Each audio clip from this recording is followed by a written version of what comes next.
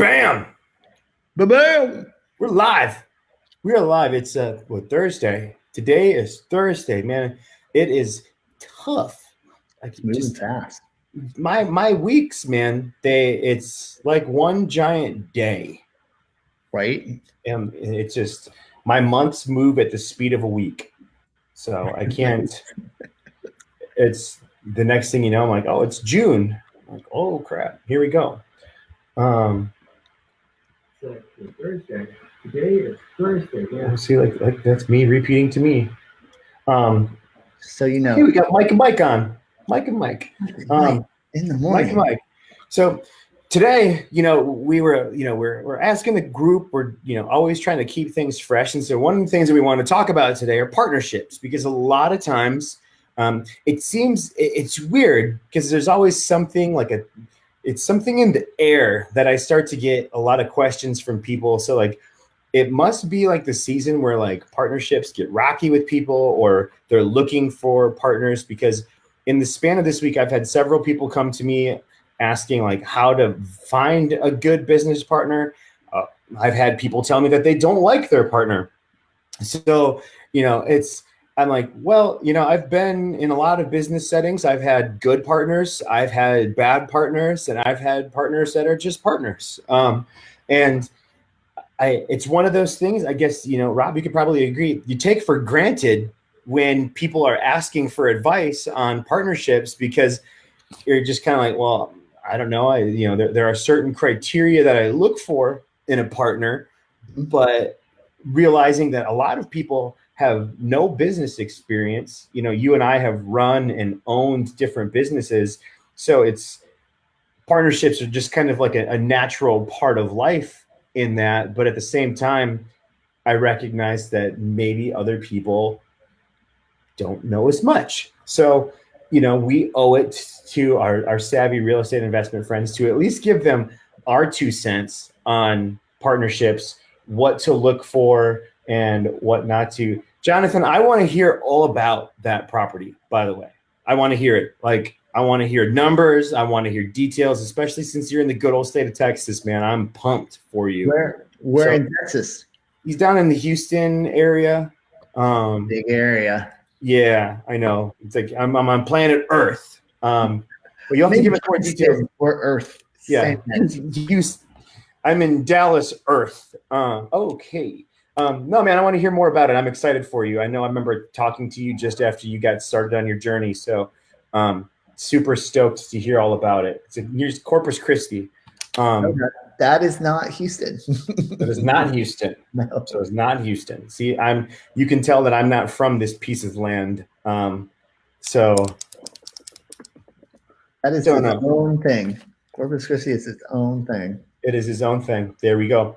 So anyway, business partners. So Rob, I guess, why don't you give us your take on business partners? I can chime in. I've got my own opinion on business partners as to my barometer of what I look for in business partners, but that stuff can vary so different from one person to the next. So I think the best advice I have with in choosing business partners is, one, choose carefully.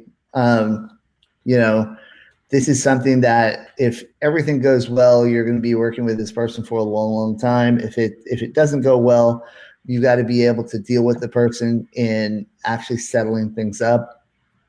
Sometimes it's more important to choose on the front end somebody that you will be able to work with, somebody that you essentially you want to be able to trust that they are doing what they say they're going to do. Beyond that, you want somebody that's complementary to what skills you bring to the table, what resources you bring into the table. You don't need somebody that does exactly what you do. What you need is somebody that does things that you don't do well, things that you're not able to do or don't want to do. That's what you're really looking for more than anything else. If you don't have experience, you want someone with experience. If you have a ton of experience, you want somebody with a lot of drive. There's a And like anything, there's always an example that will show that it's the exception to the rule, and that makes the rule. But typically what you're looking for more than anything else is somebody that's complimentary, and then somebody that's as invested in the deal as you are. Mm-hmm. So what you can't have is a business partner that is, you're 100% in and they're 20. Because then what you have is you have a disaster waiting to happen. If it goes all good, great. You're going to feel a lot of resentment really fast when you see that your business partner's not putting in any effort. You can't burn the boats and then look back and he's like, I'm going to stay near shore, but right. I'm not going to quite light it on fire. So you go take the island. I'm going to go back here and get a mimosa. It's going to be great. We'll meet up. I'll see you in an hour. It's no. I'm going to do the next one. Yeah, no, that doesn't work. I'm going to sit this one out. right.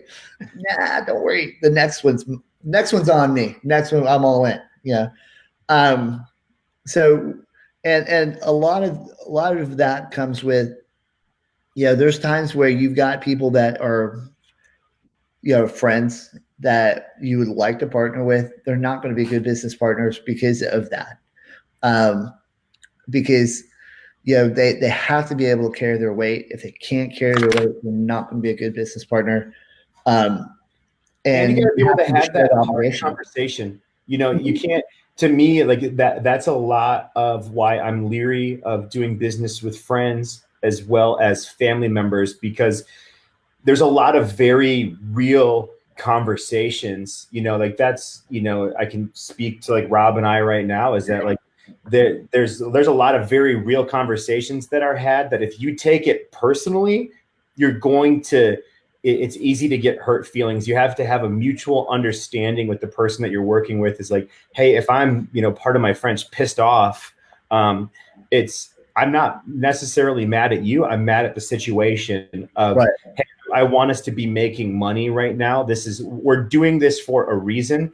It's not you I'm mad at. And it's being able to see past that, because sometimes you might take some direct fire per se from your partner. But you have to have an open line of communication. It's like Rob said, is, you want a complementary piece. You don't want people that do the same thing. If y'all can't tell by now, you can clearly see where Rob and I draw the line as to who's good at what and who's not. And there are certain areas where we have similar skill sets, but you have to have enough differences to where we came from the marketing world, and I did, Rob not so much, but it was working with business owners saying you need to realize you're bringing me in to do something that you're not good at. So I'm only going to take so much direction from you, because by my very presence, you're acknowledging that I am the expert in this area.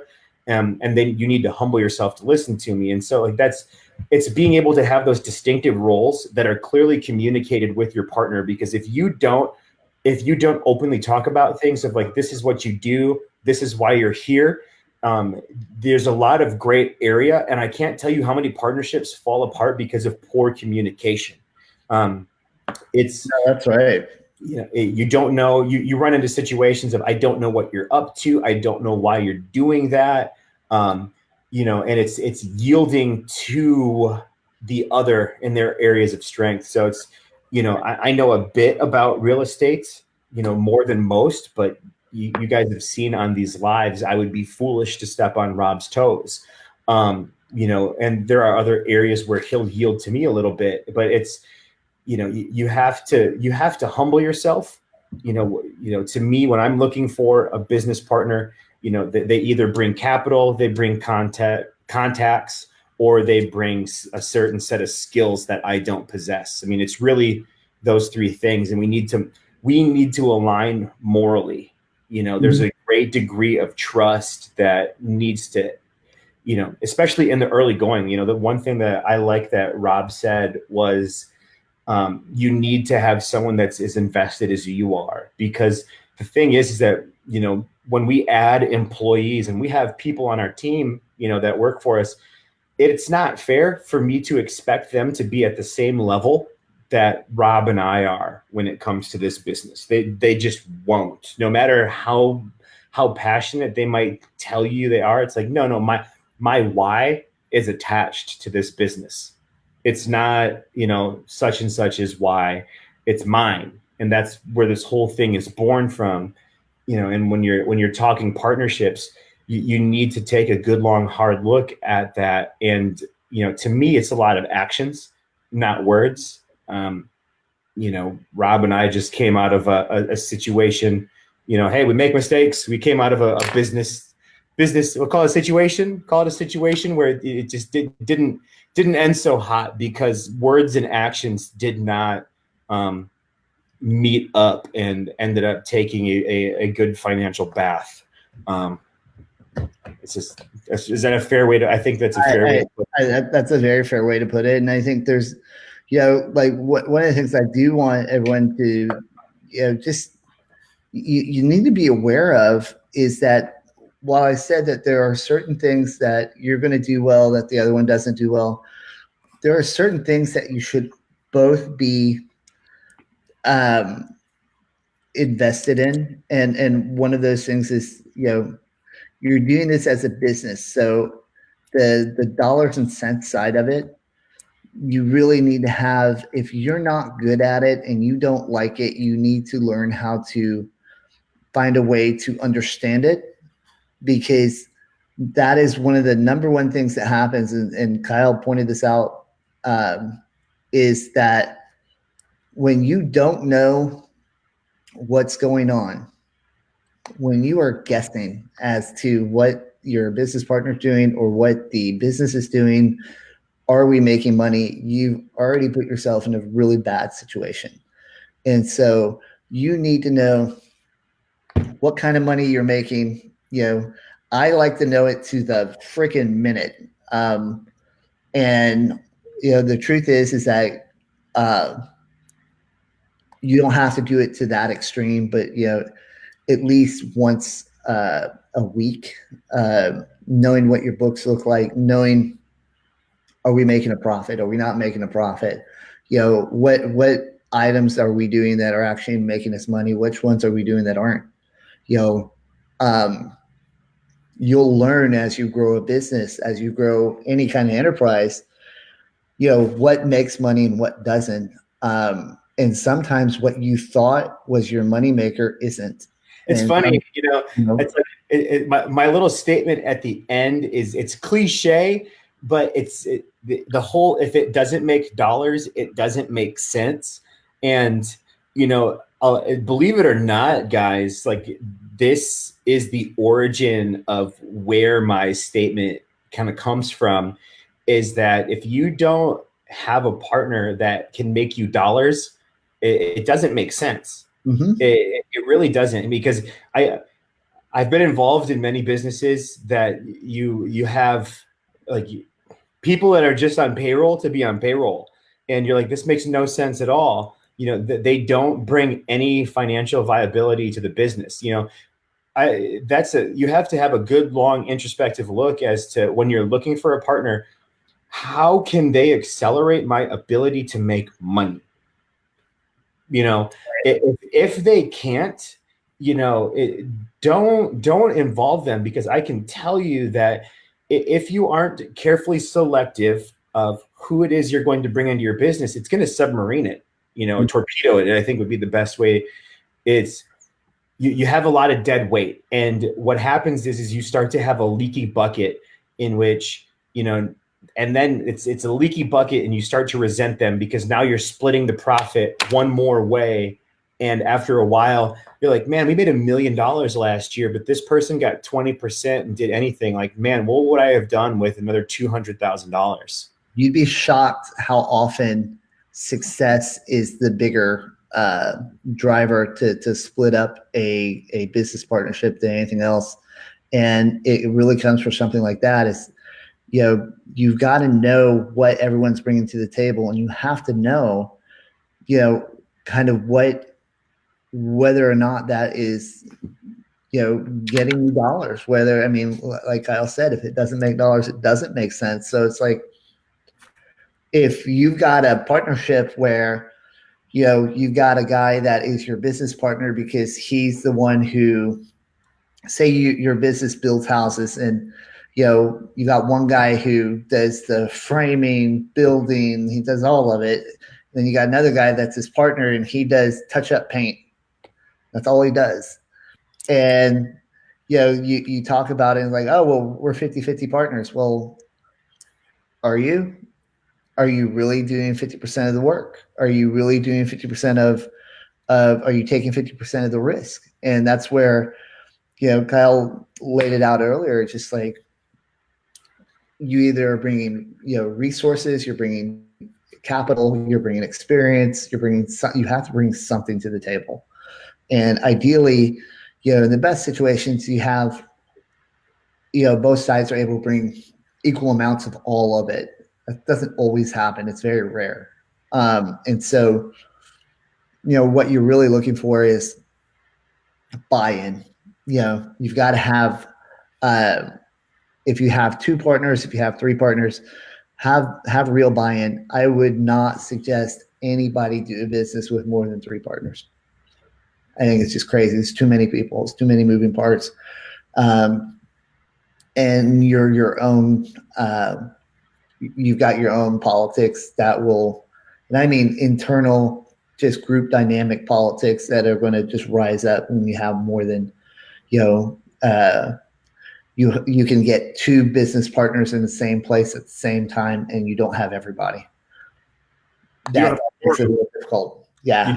You don't have quorum. And for those of you who don't know that big fancy word quorum, it just means majority. Mm-hmm. So yeah, like Rob was saying, is like, you can have a couple people, but then you still don't have enough people to make a vote. So, there are a lot of little things to pay attention to, guys. Like I said, is if you're looking for a partner, the quick things is that, does that partner have capital? A lot of times money is one of those prohibitive things of, hey, I've got bad credit and I don't have money. Well, this guy's like, well, I've got money, you've got skills. Okay. Mm-hmm. Do they have contacts? And I mean legitimate contacts, like people that when I dial the phone, they answer. Not the whole, I've fallen in love with people that tell me that they know everybody, and then the second you ask them to make that contact, it's suddenly like it's, but so legitimate contacts. And then the third part is, it's a certain skill set. Are they good at skill or sales? Are they good at operations? Are they good at the financial side of it? Do they know marketing? Do they know real estate? Mm-hmm.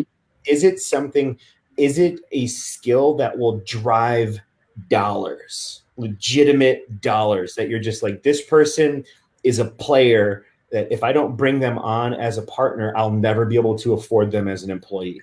Well, and the other thing to think about is, especially if you're partnering up with somebody that is just capital, and I hate using the phraseology that way, just so if you have a business partner that their responsibility is that they're going to bring in the capital, at what point do you reach the limit for them to bring in capital? So I had a situation where I had a business partner who, it was definitely not insignificant. He put up $150,000 and a $2 million line of credit, with the idea that, my understanding and his assurance that, there's not a limit to the amount of, capital that we could go ahead and raise.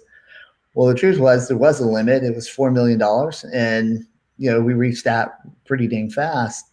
And, the thing with it is that once your company gets to the level where you've maxed out what that person can bring in, that's part of where you've got to look at, okay, so what is the exit strategy here? What is the further evolution? Does that party get bought down? Does that party get bought out? Or does that party step up and do more? And you've got to see what their appetite is for something like that. These are all conversations that you want to have. Now, what I don't want people to do is just, not start a business, not start a partnership, not start a venture because you're worried about, well, what's going to happen when we hit $10 million? Is this Make money first. money, man? Make the money first. You Pay your haven't done it bills. yet.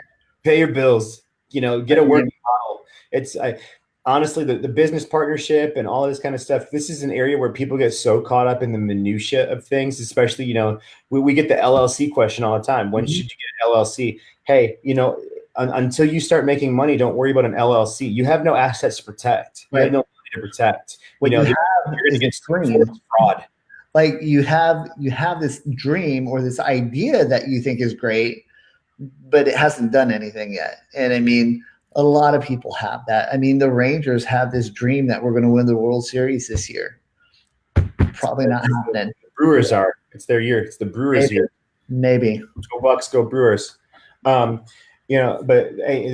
that's a big thing, guys. It's just that don't get too caught up in the minutia. And the big thing is, guys, here's something that I want you to take into consideration here and think about this: is that you don't need to be best friends with your partner. You don't No. need to. I mean, this is one of those, and Rob and I have had the conversation. Is Rob's looked right at me and he says, like, listen, like, we're not friends. I like you, but we're business partners. And he's like, the fact of the matter is, we've only known each other for so long. My friends, it's like I've had, he's had friends for 30 plus years. I've had friends for 20 plus years. It's impossible for me to have friends for 30 plus years right now. But the fact remains is that don't think you need to be best friends. It's a different type of relationship, and you need to always look at it as the business always needs to be separate from whatever personal ties you are. It's like if our business failed tomorrow, I'll still go watch football and talk sports with Rob forever, because that's how we connect. Mhm. But just like I won't let the Rangers get in the way of our business, it's the same thing. But being able to compartmentalize that, guys, I can't tell you how many times I've seen hurt feelings in friendships derail a business for no reason whatsoever. You got to be able to separate the two. And if you can't, that is another red flag that you don't have the right person as your partner. And that's a big point, because a lot of times, and it doesn't even have to be in business partnerships, but a lot of times what will happen is that the people you work with, the people that you are around, there's something important there because it's by choice. But they're not the people that you necessarily are, inviting to weddings and funerals and the life-changing events that you're going to have, that we all have. Don't necessarily require me to have my business partner there. Some of them I would never have wanted there. Some of them, you definitely would want there. But the truth is that, the hurt feelings are one of the things that help destroy a business really fast. Um, and then the way those things happen is that, not knowing what y'all are doing as far as communication. So poor communication back and forth, that's a huge one. If you haven't talked to your business partner once a day when you're conducting business, something's wrong. You should know why you haven't. Because there's always something to talk about. A business is just like Baby, like a child. Yeah. And just like a child, you wouldn't expect a 6-month-old to be out there, driving a car or, and so that's one of the things you want to take a look at when you start one of your businesses. You have to give it time to grow. You have to give it time and you have to collaborate. The truth is that, I've had businesses where it is just me, and I've had businesses with partners. And there's sometimes I'm like, I swear off doing business with anyone else. Or there's times when I'm like, I need to have somebody else that I'm doing this with. And you've got to understand that about yourself and what makes the most sense for you. Anyway, but so true. And that's a big thing is, honestly, guys, this is another key piece is if you've never run a business, if you've never been in a position within your business, say you have a job right now and you're not at a level to where you can see the functionality of the business, how it runs, see the level of decision making that makes the cogs turn around. Honestly, this is where, this isn't the plug for our coaching. Maybe it is, maybe it isn't, but what I'm saying is that this Oh, is plug where it. this is it's a good spot to get a coach. It's a good spot to find a mentor, to latch on to a business, to learn the inner workings, how to set it up. Rob and I just had a conversation today, is like, we see large businesses that do not have a fluffing clue as to how to get their operation to run soundly. And it's because they've never had business experience prior. So what did they do? They went out and spent a large amount of money on a consultant to basically help them build the business. And the problem is that they're waiting for commands from this consultant before it's not the way to run the business. You need someone that's in the business to functionally run it. And so, but that's where hiring a coach, because it's like Ross Hamilton said the other day, you're going to pay for your education one way or the other. You're either going to pay for it in time, you're going to pay for it in mistakes, or you're going to pay for it in money. You just pick which one. But the how much or how little you have to spend on it is entirely up to you and your aptitude. But that's the best piece of advice that I can give is, before you go out and spend to start a business, unless you have that savvy, and don't bullshit yourself. I cannot stress this enough. When you are finding a partner, when you are building a business, do not bullshit yourself. Like, I have consulted businesses from small to incredibly large, and the one thing that gets to me every time is that there is someone that's running the business that is bullshitting themselves, that is getting in their own way. Do not try to be good at something you are not, because like I just said, you will pay for it. You will pay for it in mistakes. You will pay for it in wasted time. You will pay for it in money. And sometimes it's all three. And when that happens, it is painful. When you lose money, time, and make a mistake, it is painful. And it's all because you couldn't check your ego at the door. The same thing as when you're finding a partner. Check your ego at the door. I'm not good at this. I'm not, I'll tell you exactly, am I as experienced at real estate as Rob? Hell no. Not even close. Is he as experienced at online stuff as I am? Not even close. And him and I have there's different balances, but you have to be very open and honest about your weaknesses. You have to know, this is what I bring to the table. Either you value it or you don't. And if you don't, that's fine. I will go on down the road and find someone else that might value it to that level. But that's such a key piece that I've seen it in big businesses and little businesses, is don't bullshit yourself. Don't get in your own way. And if you're able to do that and think in the right headspace, it makes this whole process a lot easier.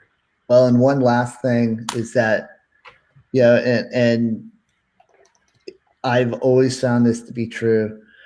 A lot of times you go around the room, especially when you're consulting, and I've consulted before, Kyle's consulted before, and you ask, well, what's everyone's role? And then you invariably run into two or three owners, and one of them is like, I'm the idea guy. I'm the idea guy. The visionary. Yeah. You don't have more than one idea guy, and he's usually the guy that has a lot of money. And so what happens is that if you have a business partnership where you have more than one idea guy, or your idea guy is not somebody that's bringing a ton of capital to the table, something's wrong. Something is fundamentally wrong. You don't need more than two idea guys. You don't need more than two visionaries. You need people that are going to be working. You as the owner of a business or a partnership are going to do as much or more work than anybody that you ever hire, period. The second that you stop doing as much or more than anybody that you've ever hired, something's gone wrong. Something's gone wrong, and you need to get out. And I mean, that's either by, you've either ceded too much ownership, too much as far as responsibility, ownership or responsibility, or you've had some type of personal tragedy. Something's happened, and you don't want to have that occur, because what's going on is that you no longer have control over your future. That's the whole point for you to be in business for yourself, is that you can control your own future. The second that you're not, as invested in the business as one of your employees, something's off. That's not how it's supposed to work. No. So there you have it, guys. So we talked about it. We talked about bring capital, bring connections, bring skills, communication, humble yourself, set your ego aside. Those are 5 big things to look for. Am I missing anything else? Any major point? I think those are huge. No, I mean, communication is key. Just, over communicate. Friendships or things that are built over time, they're not something that you necessarily start with, and they're not the right reason to. The trenches, they're built. Like, I was in the Army for 5 years. That's right. Like, that's you know how I know those guys are my friends is they wrote a blank check and they're like, yeah, man, I'll get shot at for you. Okay. It's the same thing in business, of like, hey, you know what? It's like, 10 years down the road, like, why is your business partner your friends? Because like when shit hit the fan, that dude didn't blink. Friendship's an action word. That's right. It's something that's built over shared experience. It's something that that's not necessarily the reason or basis to start a business partner relationship. I have friends that otherwise wouldn't be friends, other than we've just gone through a ton of stuff together, and it's like, you're still here. So there you have it, guys. That's honestly, like, that's partnerships in a nutshell. This is coming from a ton of experience. Like Rob said, like, we both consulted in the inner workings of a business, of businesses, alongside our own. Like, I've had good partnerships, I've had bad partnerships, I've had really fucking ugly partnerships, and so is Rob. And so, it's anytime you guys have questions about it, but remember, you're gonna pay for your experience one way or the other. Just figure out how you want to pay for it. But, again, capital, connections, skills, communication, set your ego aside. Those 5 things will help you identify a very, very beautiful partnership. And honestly, if you have to compromise on any one of those things, go it alone until the right person pops up. So until next time, my friends, if it don't make dollars, it doesn't make any sense. None. Zero. Zilch. Nada.